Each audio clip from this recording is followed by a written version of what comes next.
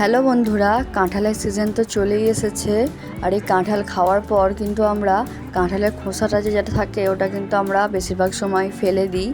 তো আজকে আমি আপনাদেরকে এই ফেলে দেওয়া কাঁঠালের খোসা দিয়ে এমন একটি সাশ্রয়কারী রেসিপি শেয়ার করব বা টিপস শেয়ার করব, যেটা দিয়ে কিন্তু আপনারা আপনাদের 1 বছরের সংসার খরচ কিন্তু বাঁচিয়ে নিতে পারবেন। তাও শুধুমাত্র আবার এই ফেলে দেওয়া কাঁঠালের খোসা দিয়ে, যেটা কিন্তু আমরা সচরাচর কাঁঠালটা খাওয়ার পর ফেলে দিই বা কোনো রেসিপি তৈরি করার পর। তো কিভাবে আমি পুরো রেসিপিটা তৈরি করছি আপনাদেরকে কিন্তু তার জন্য পুরো ভিডিওটা দেখতে হবে, এবং ভিডিওটা একটুও কিন্তু পার্ট স্কিপ করলে হবে না, কারণ এটা কিন্তু আমি পুরো স্টেপ বাই স্টেপ আপনাদেরকে বুঝিয়েছি। কোনো বিনা খরচে কিন্তু আপনারা এই রেসিপিটা তৈরি করে 1 বছর পর্যন্ত সংরক্ষণ করে রাখতে পারবেন এবং আপনাদের 1 বছরের সংসার খরচ কিন্তু বাঁচিয়ে নিতে পারবেন। ভিডিওটা শুরু করার আগে লাইক দিয়ে দেখতে শুরু করুন, এবং ভিডিওগুলো যদি একটুও ভালো লাগে তো অবশ্যই কিন্তু চ্যানেলটা সাবস্ক্রাইব করে আমাকে সাহায্য করে যাবেন, এবং ভিডিওটা কিন্তু হাইপ করতে ভুলবেন না। তো চলুন এবারে ভিডিওটা শুরু করা যাক। তো দেখুন, আমি কিন্তু কাঁঠালের খোসাগুলোকে খুব ভালোভাবে ধুয়ে নিয়েছি। ধুয়ে নেওয়ার পর এভাবে আমি যে জলেতে এগুলোকে সেদ্ধ করতে দিয়ে দেবো একটু।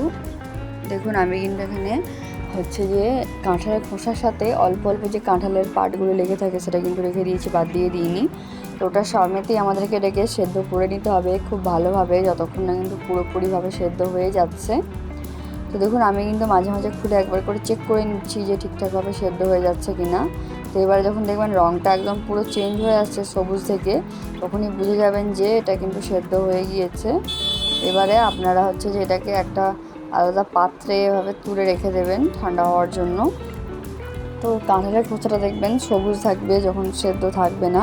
সেদ্ধ হয়ে যাওয়ার পরও কিন্তু এটা অনেকটা পাকা কাঁঠালের যেমন রং হয় সেরকম বাদামি হয়ে যাবে। তো এবারে দেখুন, এটা কিন্তু ওই খোসা সেদ্ধ করা জলটাই, ওই জলের মধ্যে আমি চিনি দিয়ে এটাকে আমাদেরকে একটু সিরা তৈরি করে নিতে হবে। তো আমি এখানে 2 চামচ পরিমাণে চিনি দিয়ে নিচ্ছি। চিনিটা দেওয়ার পর খুব ভালোভাবে চিনিটাকে আমাদেরকে ফোটাতে হবে, চিনির একটা সিরা তৈরি করতে হবে আমাদেরকে।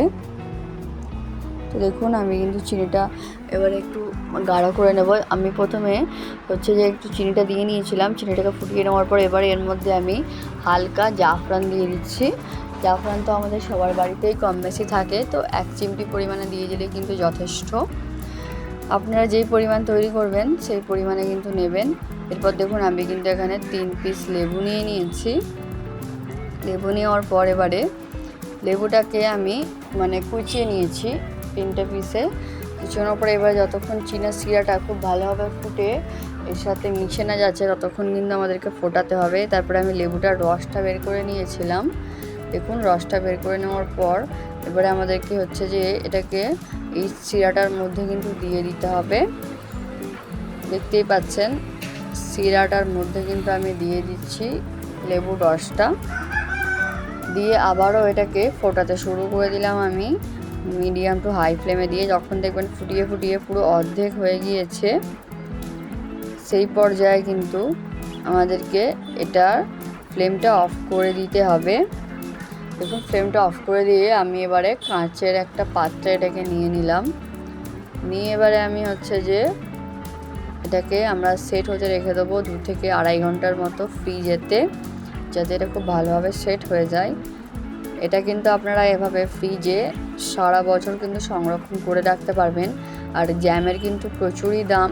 তো আপনারা যদি কোনো ফেলে দেওয়া জিনিস দিয়ে যদি একবার এগুলো তৈরি করতে পারেন তাহলে কিন্তু আপনাদেরই খুবই সুবিধা হবে সংসারের খরচ বাঁচাতে। তার জন্যই আপনাদের সাথে এইরকম রেসিপি শেয়ার করা। ভিডিওটা কেমন লাগলো অবশ্যই কিন্তু কমেন্টে জানাতে ভুলবেন না। এরকম নিত্য নতুন রেসিপি দেখতে কিন্তু অবশ্যই চ্যানেলটা সাবস্ক্রাইব করে দেবেন, এবং কমেন্টে জানাবেন আপনাদের এরকম সংসার খরচ সাশ্রয়কারী রেসিপি দেখতে কেমন লাগে। তাহলে আমি কিন্তু আরও এরকম নিত্য নতুন রেসিপি আপনাদের জন্য খুঁজে খুঁজে নিয়ে আসবো। ভিডিওটা দেখার জন্য ধন্যবাদ। দেখতেই পাচ্ছেন আপনারা জ্যামটা কতটা পরিমাণে পারফেক্ট হয়েছে একদম। আপনাদেরকে কেটে দেখিয়ে দিচ্ছি। এটা মাত্র 2 থেকে 3 ঘন্টা ফ্রিজে দিলেই কিন্তু এর কাজটা হয়ে যাবে।